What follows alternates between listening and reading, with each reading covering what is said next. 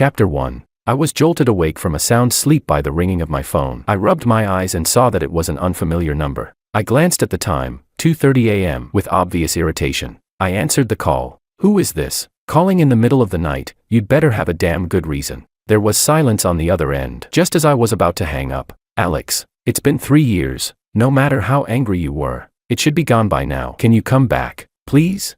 A woman's voice came through the phone, gentle and melodious. "You've got the wrong number." I hung up before she could say anything else. Who was calling so late? A soft, sweet voice sounded beside me. "Wrong number," I said. I leaned over and kissed the woman next to me on the forehead, coaxing her back to sleep. But I couldn't fall asleep again no matter how hard I tried. I wasn't surprised at all that she knew my new contact information. After all, she was the Koo family's eldest daughter, someone with influence everywhere. Finding me was nothing to her, but according to what I thought, she should have already been with her childhood sweetheart, the Song family's eldest son. Besides, with her naturally proud personality, she had never lowered her head to anyone. Even when the Song family's eldest son abandoned her and went abroad back then, she had agreed to break up without even batting an eye. While my thoughts were running wild, a soft arm wrapped around me and pulled me into a warm embrace. "What are you overthinking about? Go to sleep already." I stopped thinking, hugged my wife, and finally fell asleep. The one who called was my ex-girlfriend, Tiffany, beautiful, aloof, and proud. Just like her name, she was the widely known heir of the Wansheng group, and I, since childhood, had been the Koo family's adopted son. I had grown up alongside Tiffany. To put it bluntly, I was more or less her constant companion at school. She was born with a classic spoiled young lady temper. When she lost her temper, no one could calm her down, except for 3 men. The first was her grandfather. That old man doted on his granddaughter excessively. When she was little, she practically grew up sitting on his shoulders. The second was her childhood sweetheart, Simon Song. The Koo and Song families were both powerful clans and had been close for generations, so they interacted frequently. Every time Tiffany saw Simon, she was full of enthusiasm, her eyes sparkling like little stars. The elders of both families often jokingly referred to each other as in-laws, laughing that sooner or later the 2 families would become one. The third person was me. I was different from the first 2. When they appeared, Tiffany would calm down, but I was the one who could actually resolve the source of her anger. Perhaps as long as I was by her side, there would be nothing for her to be angry about at all. The dynamic among the 3 of us was always the same. Tiffany chased after Simon, and I chased behind them, carrying their things. Up until high school, we all got along fairly well, but once high school started, the Koo family arranged for me to train more physically after classes, practicing all kinds of combat skills. From that point on, I gained a new role, Tiffany Koo's bodyguard. Because of the constant training, I developed quickly. I was tall, well-built, with defined muscles, and undeniably handsome. That made Simon uncomfortable. He would often pick on me intentionally or unintentionally, and whenever Tiffany went to spend time with Simon, in order to keep him happy, I could only prepare everything the 2 of them needed and hand it over to Tiffany. Then I would quietly wait outside, or somewhere not too far away, until they were done. After that, I would take the things back from Tiffany's hands, and we would go home together. Chapter 2. Whenever that happened, before meals she would tell the chef to make a few extra dishes that I liked. At night, she would take out her favorite snacks and give me half, treating it as a way to placate me. Honestly,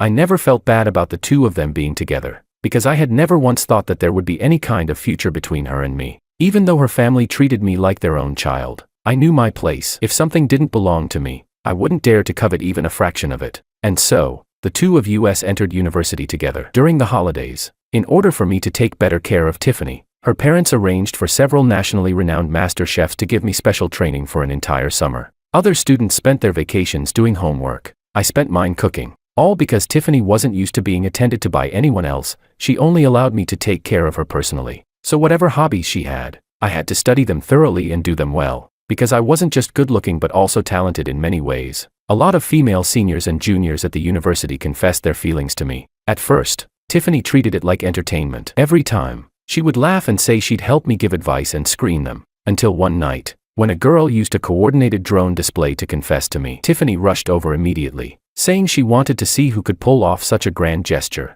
The moment she saw who it was, her expression changed abruptly. "I don't approve of this."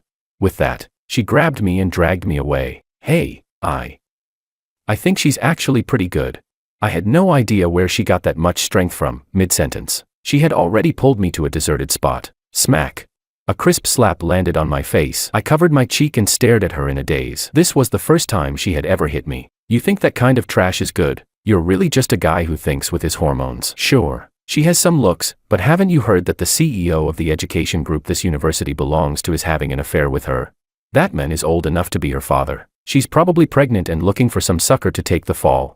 Tiffany's face was twisted with agitation as she spoke. I felt she probably wasn't lying. After all, she had always been good to me. She was likely just afraid I'd get deceived and suffer a loss. And I remembered the opening ceremony at the start of the semester. That girl really had been with the school's top executives that day. She was so beautiful that there was no way I could have mistaken her. From that day on, Tiffany never allowed me to accept anyone else's confession. You're still young. You should focus on your studies. Once you're successful, what kind of woman wouldn't you be able to find? Even if you start dating now, you'll break up by graduation anyway, just wasting years of feelings. But aren't you doing just fine with Simon? Don't you need to focus on your studies?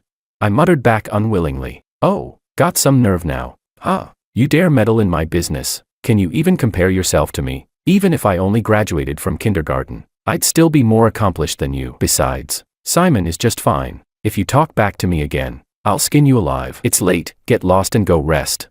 With every sentence, she lightly smacked the back of my head, and at the end she even kicked me once. Still, from that day onward, she started seeing Simon less and less. Later, arguments gradually began to appear. By the time graduation approached, Simon went abroad to study, and the two of them ended things. As for Tiffany and me, there was one time when she attended a gathering with her close girlfriends and got completely drunk. I took care of her as I always did. After placing her on the bed, she suddenly wrapped her arms around me, her eyes unfocused as she looked at me. Alex, stay with me. Chapter 3. Looking at the woman in front of me, beautiful as a celestial being, I said, Tiffany, you've had too much to drink. I can't take advantage of you like this. I'm not drunk. I know you're Alex. I just want you to stay with me. As she spoke, she had already pulled me toward her. Maybe it was youthful impulsiveness. Maybe it was the emotions I had suppressed for nearly 20 years finally breaking free. All I knew was that night I was completely out of control. And she was deeply immersed as well, nothing like someone who was so drunk she didn't know what she was doing. The next morning, I was prepared to face Tiffany's fury. What scared me most was realizing that she was still inexperienced, something she had kept even after all those years with Simon, and I had taken it from her. How much must she hate me for that?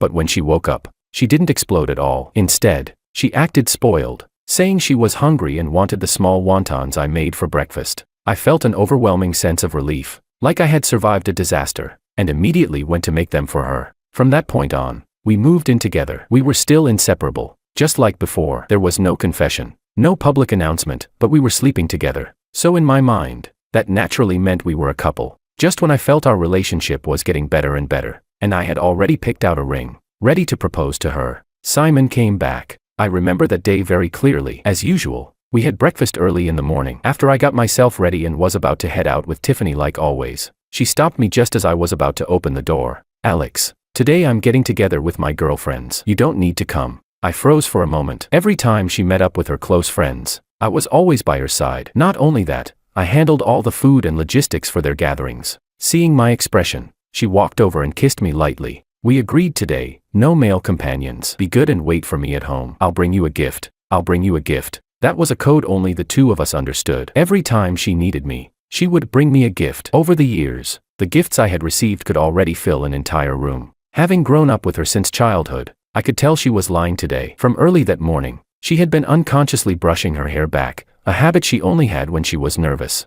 And that kiss was perfunctory. She left in a hurry, which didn't match her usual composed personality. She had never hidden anything from me before. Instantly, I felt a bad premonition. That premonition came true by evening. Through a post on one of her girlfriend's social feeds, Simon was back. In the video, he was sitting close to Tiffany. The two of them were chatting and laughing, clearly hitting it off. Tiffany placed peeled prawns onto a plate and set it in front of Simon. She loved eating shrimp, but she had never peeled them herself. I was always the one who did it for her. If no one helped her, she would rather not eat them at all. She once said that peeling shrimp or crab was beneath her. Fiddling around for ages just to get a tiny bit of meat was embarrassing. And yet now, she was doing exactly what she once found contemptible, and she was smiling so brightly. It was past 11 at night when she finally came home, reeking of alcohol. She wasn't very drunk, but it was obvious she was in a good mood. I went over and helped her sit down on the sofa, then heated up the hangover soup I had prepared in advance and placed it in front of her. After she finished drinking it, she wrapped her arms around my neck and said coquettishly, "Let's go wash up together. I have a gift for you. I've already showered." Chapter 4. Just wash with me one more time. In the end, I was still dragged in by her. From that day on, she needed me by her side less and less. My role gradually shifted from being out in the open to staying behind the scenes. All I had to do was prepare everything she would need for the day, and after that, there was basically nothing left for me to do. Without her, I didn't even know where I could go. Once, I was feeling so suffocated that I got into the car and drove out just to clear my head. Yes, literally just drove around the city once and then came back. I had no friends here. The only people I knew were all her friends. From what I could see in her friends' social posts, Tiffany had been spending these days with Simon and their group of friends. Everything looked like normal interactions between friends, until one day, when I went out to buy some daily necessities. From afar in the supermarket, I saw two familiar figures, Tiffany and Simon. They were pushing a shopping cart, walking shoulder to shoulder like a couple, occasionally reaching out to grab things from the shelves. To avoid an awkward encounter, I quickened my pace and moved to the other side of the aisle, walking parallel to them. Tiffany, I've been back for a while now. I think things have been pretty good between us lately. Why don't you come over to my place tonight? Let's start over. Okay. It was Simon's voice. Tiffany didn't answer. So you're already with that orphan?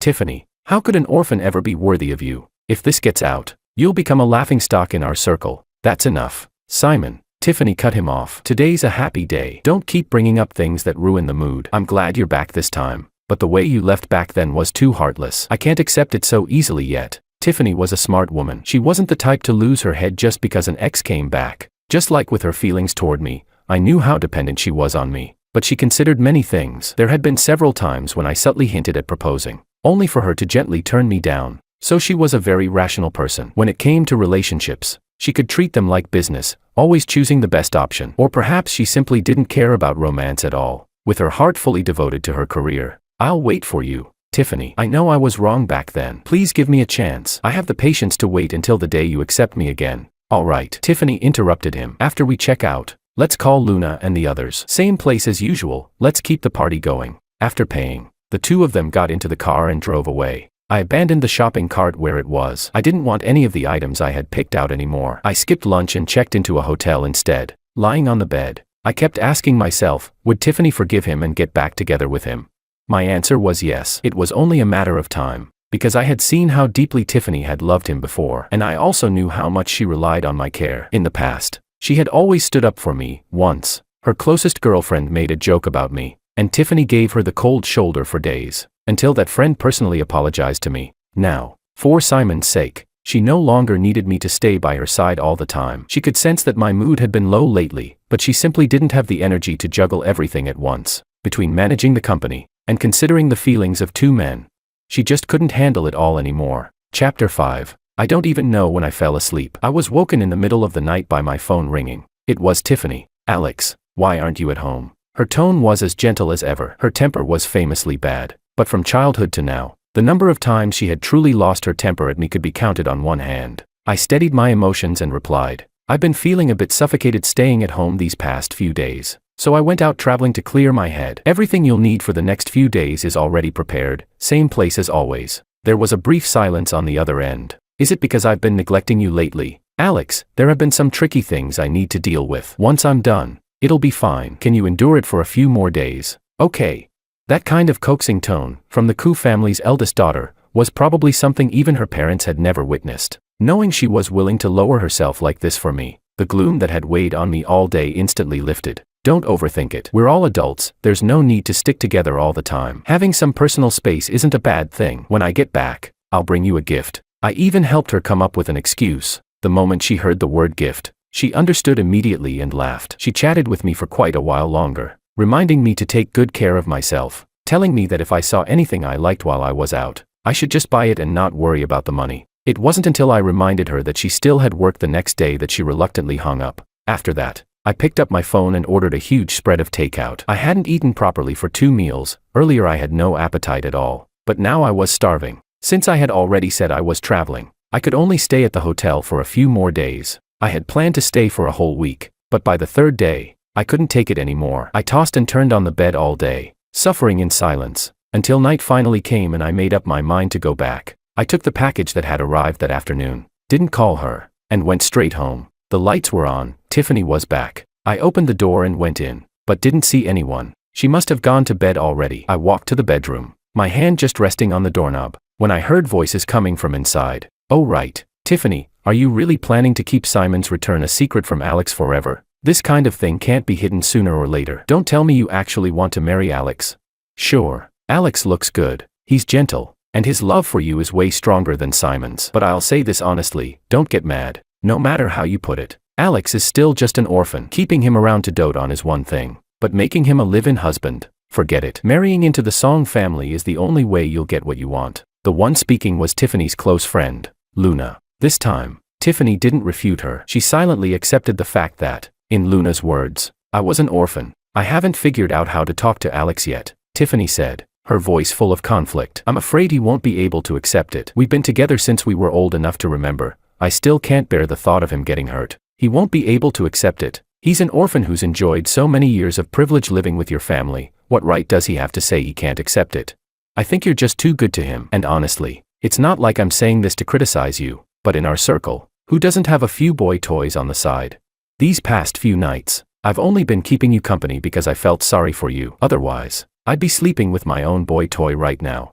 I'm not interested in that kind of man, Tiffany said firmly. In my entire life, I've only ever loved two men. Before, it was Simon. Now, it's Alex. One is my childhood sweetheart, my first love, the one I've liked since I was young. I don't even know why, but every time I see him, I just want to treat him well. The other is Alex, the one who's taken care of me in every possible way since childhood. He always understands what I'm thinking. I truly believe he's the person who treats me best in this world. Chapter 6. There's a famous quote by the well-known actor Tony Leon Kfai, my dog bites everyone except me, because I raised him. Alex being good to you is the same logic. To put it bluntly, it's just a nanny's job. If one nanny isn't enough, then hire a few more. Alright.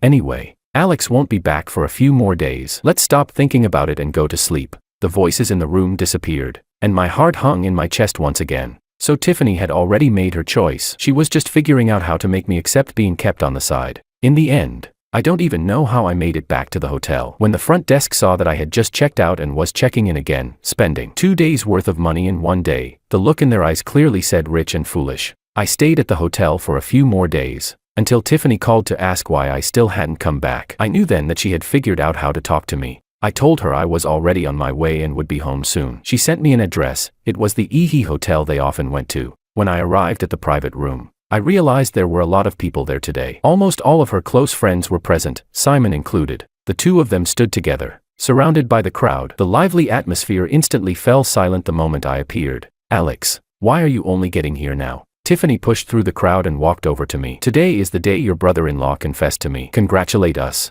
Those expressive eyes of hers seemed to be telling me to behave myself. I had imagined countless ways she might finally lay everything out in the open, but I never expected it to be this simple and brutal. I froze for a moment, then immediately put on a smile. Congratulations, sister and brother-in-law. Wishing you an early marriage, a lifetime of harmony. Only I knew what it felt like to say those words to the woman I loved. Simon was very polite as well, and the party soon returned to its cheerful atmosphere. After the drinking session ended, Tiffany told me to take her home, saying that since we hadn't seen each other for so many days, she had a gift for me. She then grabbed my hand, said goodbye to everyone, and headed out. Tiffany, aren't you coming back with me tonight? Simon stopped us, his gaze landing on our joined hands. Tiffany naturally let go. My family rules are strict. Before marriage, my parents won't allow me to stay out overnight. That's also being responsible to you. Then she leaned close to his ear and whispered, we've got a long future ahead of us, why rush? What you should do first is come to my family to formally propose.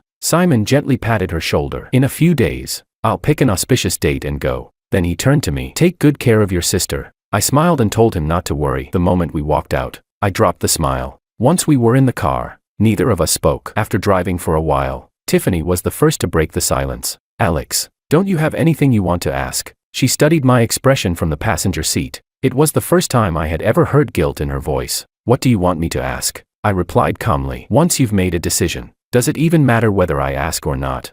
Alex, you've always understood me. I hope this time, you will too. After that, neither of us said another word. When we got home and finished washing up, I prepared to go stay in the guest room, but she grabbed my wrist. Didn't you say you had a gift for me when we got back? She looked at me with affectionate eyes. I pulled my hand back. This isn't appropriate anymore. Chapter 7. So you do care about this after all. Alex, wouldn't it be better if you just stayed by our side like before, forever? This is only a marriage of alliance. I can't give you a title, but to me, you've always been special. So, I'm just a very special Keptman. I let out a quiet laugh. I won't allow you to talk about yourself like that. Before I could finish, she covered my mouth with her hand. I smiled. She wouldn't let me say it, but she was perfectly fine making me be it. I still can't wrap my head around things. Tonight's gift is cancelled. With that, I turned and went into the guest room. Over the next few days, I continued playing my old role perfectly. When Simon came to formally propose, I was busy cooking and entertaining the guests at the engagement banquet.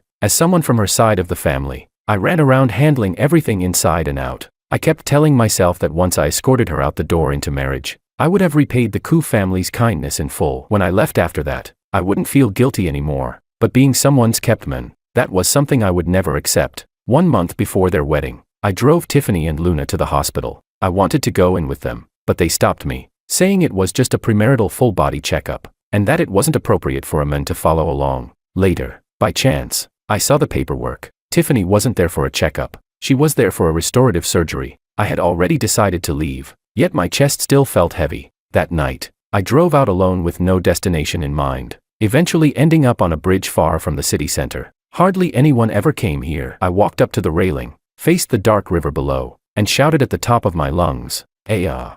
letting out all the grievance and bitterness I had swallowed these days. "Help! Someone up there! Help me!" A woman's cry for help came from beneath the bridge. I rushed down immediately and saw 4 burly men surrounding a woman who was tightly bound. Most of her clothes had already been torn apart. If I had arrived even a moment later, the consequences would have been unimaginable. When the men saw me, they threw the woman aside and glared at me viciously, warning me not to meddle. I smiled. Finally, somewhere to vent my anger. 10 minutes later, all 4 men were lying on the ground, wailing in pain. I called the police. They were taken away, and both the woman and I were brought in for questioning. Before getting into the police car, I took off my jacket and draped it over her shoulders. By the time we left the station, it was already deep into the night. I drove her home. Her family lived in a high-end villa district. "It's pretty late. Why don't you stay at my place tonight?" she suggested. I was exhausted and didn't decline. The servants and the butler were clearly shocked when they saw her like that and hurried over to ask what had happened. After she briefly explained and had someone arrange a room for me, I went straight to sleep. The next morning, I woke up naturally. The butler led me to the dining table. Sitting there was a woman who, judging purely by looks, was even more beautiful than Tiffany. When she saw me, she greeted me warmly and jokingly called me her lifesaver. Only then did I realize that she was the woman I had rescued the night before. Still, she looked strangely familiar. As I stared at her, she smiled. "What, do I look familiar to you? How did you know? Have we met before?"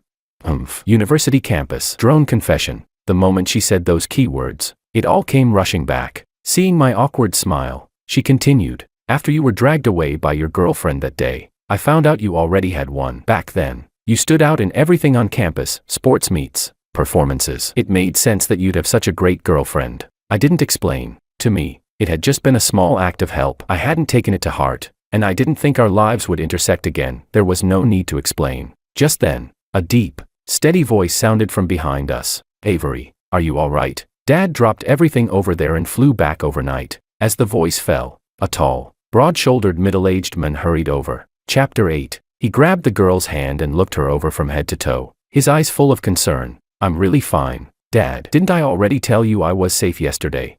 The girl threw herself into his arms and acted spoiled. "As long as you're all right, good, good. That driver, I'll make sure he lives a fate worse than death. And those accomplices, along with their families, will all pay the price." From his expression and tone, it was clear he wasn't someone to mess with. "Dad, we have a guest here," the girl quickly reminded him, probably afraid I'd be intimidated. "This is the person who saved me yesterday. We were chatting today and found out we're actually alumni." Her father was a very forthright man. He sincerely thanked me again and again. It was only then that I realized he was the chairman of the education group affiliated with our university. So back then, I had misunderstood things. After listening to Tiffany, I had wronged her. After we exchanged contact information, Tiffany called looking for me, and I went back. Her wedding date was approaching, and there were countless trivial matters to handle. I drove them around for wedding photos, buying wedding rings, booking hotels, and so on. Watching the girl I loved wearing such a blissful expression, my heart finally settled. Perhaps her best friend had been right all along. We were never from the same world. My status as an orphan had destined us to never truly be together. What she wanted, I couldn't give. What I could give, she could easily buy with money. To be honest, aside from the initial struggle to accept it, once I thought it through, I was able to let go. After all, her entire family had shown me great kindness, and Tiffany had truly been good to me. It was simply a case of fate without destiny. Soon enough, their wedding day arrived. The ceremony was grand and flawless. It wasn't until they entered the bridal chamber that I finally realized it was time for me to leave. I only took the savings I had accumulated over the years. I didn't take anything else. With money, there was nothing I couldn't buy. Then I blocked all contact information related to Tiffany and started traveling across the country to clear my mind. I just didn't expect to run into Tiffany's best friend, Luna. During my travels, she looked genuinely surprised to see me, nothing like before. When she used to look at me as if I owed her $8 million. We went to a restaurant together. Do you have any idea how crazy the Koo family went looking for you after you left? Especially Tiffany. The day after you disappeared, she found out you were gone. They even canceled their honeymoon plans. She's still searching everywhere for news about you. I took a sip of tea, expressionless, and didn't respond. To be honest, I'd never liked her, especially after overhearing the conversation between them. Seeing that I wasn't speaking, she stood up, sat down beside me, and smiled. So, are you planning to go back? I shook my head. I really didn't want to talk to her. The smile on her face grew even wider. I figured as much. You shouldn't go back anyway. Stick with me. I won't treat you badly. People say a boy toy can't compare to a wolfish bad boy. From now on, I'll make sure you're well taken care of. As she spoke, she reached out to touch my face. I swatted her hand away in one swift motion. Chapter 9. Luna. I heard everything you and Tiffany said at her house that day. I've always felt I never did anything to wrong you. Why did you keep provoking things between us again and again in front of her? After I finished speaking, she suddenly looked enlightened. So that's why you stopped talking to me afterward. The reason is simple, since I couldn't have her man. If I got her to dump you, wouldn't that mean I could have you instead?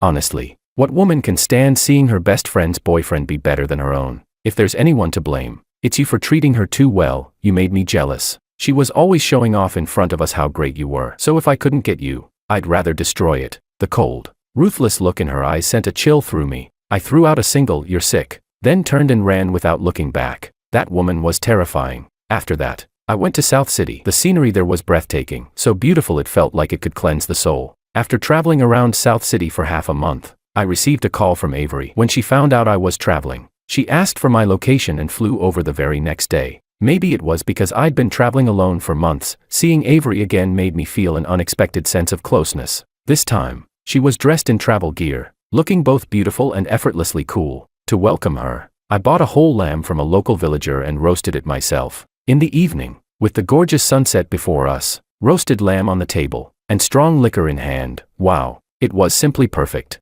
I pulled off 2 lamb ribs, the best part, crispy skin and fragrant, juicy meat. Here, even though this place is remote, you came all this way for your first meal. I had to make sure you eat well and eat your fill. Try it. How's my cooking? She took it and immediately took a big bite. This rich girl wasn't delicate at all. Speak like a human. It's so good. Back in university I already knew you were multi-talented. I just didn't expect you to be this good at cooking too. As she spoke, the 2 ribs were already gone. Slow down. No one's fighting you for it. I handed her the fresh goat's milk I'd bought. I want alcohol. She didn't take it and reached out for the liquor instead. You're a girl, drink less. She pursed her lips and shot me a look, then took the goat's milk anyway. You sound just like my dad. Oh, by the way, my dad had a really good impression of you after meeting you last time. He said when I got back, I should bring you to see him again. Your dad looks pretty intimidating though. Isn't he in education? Why does he look like he's from the underworld? I blurted out without thinking. You're the one who looks like a gangster. We chatted like that for a long time. Being with her felt easy and relaxed, genuinely happy. And just like that, we traveled together for more than 3 months, journeying across the country's magnificent landscapes. When I finally sent her home, she asked me to stay for a meal she cooked herself. It was simple, 4 dishes and a soup, but it tasted good. 1 bite was enough to tell she cooked regularly. I was really happy traveling with you this time. The day I called you, it was my birthday. My dad was out of town and couldn't be with me. I don't know why, but on impulse, you were the one I thought of. Alex, did that senior from university break up with you? She looked at me nervously. Why do you think that? I asked instead of answering. You hadn't called me for months. This trip of yours, wasn't it to heal from heartbreak? I smiled slightly. That was my answer. Chapter 10. Then, could you consider me? When she said that, her expression was completely natural, none of the usual shyness or hesitation of a young girl. I wasn't surprised. After all, she had confessed to me back in college. To be honest, spending this time with her had made me genuinely happy. She wasn't a domineering career woman like Tiffany, and being with her didn't come with that kind of pressure. She was also very caring. I realized that I had fallen in love with her. I nodded, then naturally pulled her into my arms. She smelled wonderful, her body soft and warm, Just like that, we got together. Not long after, we registered our marriage and held a wedding. One night, I received a call from Tiffany. I hung up using the excuse that she had dialed the wrong number. The next day, however, she showed up at my door. Avery opened it. When Tiffany saw me behind her, eating breakfast, her eyes instantly filled with tears. Avery invited her in politely, and Tiffany nodded courteously at her. There are some things I'd like to say to Alex. Is that all right? After several years apart, she had changed. She was no longer the hot-tempered, willful heiress she used to be. In the past, the moment the door opened, a slap might have already landed. Today, she was dressed beautifully, but she was thinner, looking haggard and tired. Avery came over and straightened my clothes. Some things should be talked through face to face. I'll wait for you at home. I squeezed her hand, signaling her not to worry. Then Tiffany took me to the place we used to live together. Everything there looked exactly the same as when I had left. Since you left, no outsiders have been here. I even did all the cleaning myself. I used to think my career was the most important thing in my life, until I turned around and could no longer see you waiting behind me like you always did. Only then did I realize that I truly couldn't live without you. I had grown used to everything you thoughtfully prepared for me. I used to think that everything you did for me was only natural. I took all your kindness for granted. You grew up by my side, like my shadow. How could a shadow ever leave its body? But you really did leave, and you took my soul with you. Watching her cry uncontrollably, I still couldn't help stepping forward to wipe away her tears. The woman I had loved for so many years, seeing her like this still made my heart ache. Look forward, not back. We both have someone we deeply love now. Holding on to the past wouldn't be fair to either of them. No, I don't love Simon. Maybe I had feelings for him when we were kids, but after he went abroad and came back during college, we were nothing more than a political marriage. It was only so I could smoothly take over the company. In fact, he has a woman overseas. He only comes back a few days a year to handle business. You're the only one in my heart. If you come back, I'll divorce him. I'll hand the entire coup group over to you. Nothing is more important to me than you now. You may not love Simon, I said calmly, but I deeply love my wife. The day before yesterday, we went to the hospital for a prenatal checkup. 3 months. The pregnancy is stable. Tiffany froze as if struck by lightning. Her mind went completely blank. She knew then, there was no longer any possibility between us. After a long silence, she spoke softly. Alex, cook for me one last time. I looked at her pleading eyes and agreed. Time slowly passed. Avery sat in front of the floor-to-ceiling window of the villa, watching the crimson sunset gradually fade into darkness. The light in her eyes dimmed little by little as well. Baby, was it wrong of Mommy to agree to let Daddy go out alone with that woman? She gently stroked her belly and murmured, Baby, the first time Mommy saw your dad in college, I fell for him. It was at the sports meet. The way he looked on the field, confident and radiant, was deeply etched into my heart. After that, I paid attention to him on purpose. He was talented in so many ways and so gentle. I finally worked up the courage to confess to him, but another girl dragged him away. I was heartbroken for a long time and thought we had missed our chance forever. Who would have thought that years later we'd meet again, because Mommy was kidnapped by our own driver working with outsiders. And your dad saved my life. Later, we traveled together. As we spent time together, I fell even more in love with him. After we came back, we got together, and then there was you. I believe your dad won't abandon us. Mommy and you. Wife, I'm back. Look what I brought you. I appeared in front of her, holding her favorite roasted lamb ribs. She slowly stood up and threw herself into my arms. Humph. I knew you wouldn't leave me and the baby. Did you clear everything up? She looked aggrieved, her eyes red. I set the food down and gently stroked her head. Yes, everything's been made clear. Our family will never be separated, no matter what. Tiffany, extra. Ever since I was little, my family adopted a companion for me. We grew up together from childhood. From the very beginning, he was taught that I always came first. I was spoiled and willful, constantly causing trouble from elementary school onward. Yet he always protected me perfectly, like my own little knight. But my little knight grew up day by day, turning into a tall, handsome young man. At school, many girls confessed to him. I never paid it much attention, because none of those girls ever caught my eye. Until one day, a girl used a drone display to confess to him. When I saw her, I panicked. For the first time, I felt a sense of crisis. At the time, I already had a boyfriend. But from that moment on, I forbade Alex from dating anyone, and for reasons I couldn't quite explain. My boyfriend and I began arguing more and more frequently. At graduation, my boyfriend finally laid it all out. When you're with me, you're always talking about that little follower of yours. I can't take it anymore. Either you make him leave, or we break up. I had never tolerated being threatened by anyone in my life, so I chose to break up. After that, he went abroad. One night, drunk, Alex and I ended up together. Those years were incredibly sweet. They were the happiest times of my life, but happiness is always fleeting. Under pressure from both families, it was decided that I would marry Simon as part of a business alliance. I fought with my parents many times. In the end, they used Alex to threaten me. If I agreed, Alex could remain by my side, as my men in the shadows. We would live a secret, behind-the-scenes married life within my family. Any children we had would still inherit the family business. That had been the plan from the very beginning. After all, I was the only daughter. The bloodline couldn't end. If I didn't agree, Alex would lose his value entirely, and would be discarded. So, under my parents' pressure and my friends' persuasion, I slowly accepted reality. But the moment my wedding ended, Alex disappeared. I searched for him like a madwoman. When I finally learned where he was already married. His wife was the very girl who had once confessed to him with a drone. The next day, I desperately tried to win him back, but he spoke gently, just as he always had, talking about his life with his wife. It was obvious that he loved her deeply. She was already 3 months pregnant. I knew then that there was no longer any possibility for us. From that day on, I threw myself completely into my work. When I had free time, I would secretly look in on him from afar. As long as I saw him happy, smiling, living well, I felt content. Slowly, their family of 3 became 4, then 5. Sometimes, I imagine myself in the role of the woman by his side, wondering what life would have been like. This life, this is how it ends. In the next one, I won't let go again.